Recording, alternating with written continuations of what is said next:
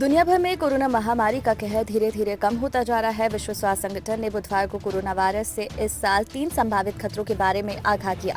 उसने कोविड के नए वेरिएंट, आधिकारिक खतरनाक वेरिएंट के साथ सबसे खराब स्थिति होने की चेतावनी दी। हालांकि उसने ये भी कहा कि लोगों में अधिक इम्यूनिटी बढ़ाने के कारण वायरस से होने वाली बीमारी की गंभीरता समय के साथ कम हो जाएगी। संयुक्त राष्ट्र की स्वास्थ्य एजेंसी ने कहा कि ओमिक्रॉन की तुलना में अधिक खतरनाक वेरिएंट सामने आ सकता है। WHO ने अपनी अपडेटेड कोविड-19 रणनीतिक जारी की है और जिसमें तैयारी, तत्परता और प्रतिक्रिया प्लान का जिक्र किया गया है। संगठन के प्रमुख टेड्रोस अधनोम घेब्रेयेसस ने उम्मीद जताई है कि यह अंतिम प्लान होगा। इस प्लान में संभावित स्थिति के बारे में बताया गया और महामारी का तीसरा वर्ष कैसे समाप्त होगा, इसकी बात कही गई है।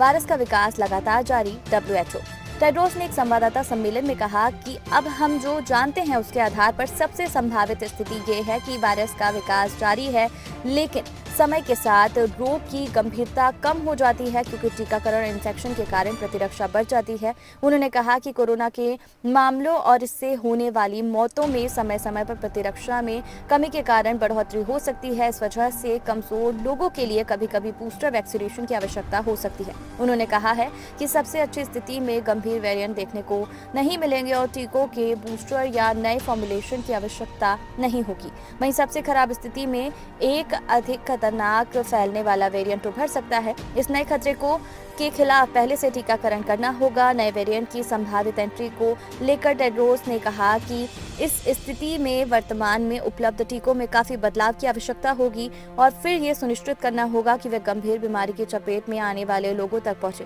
कोविड-19 पर WHO की तकनीकी प्रमुख मारिया वान केरखोव ने कहा कि वायरस में अभी भी बहुत सारी ऊर्जा बची है जो महामारी के तीसरे वर्ष में भी जारी है।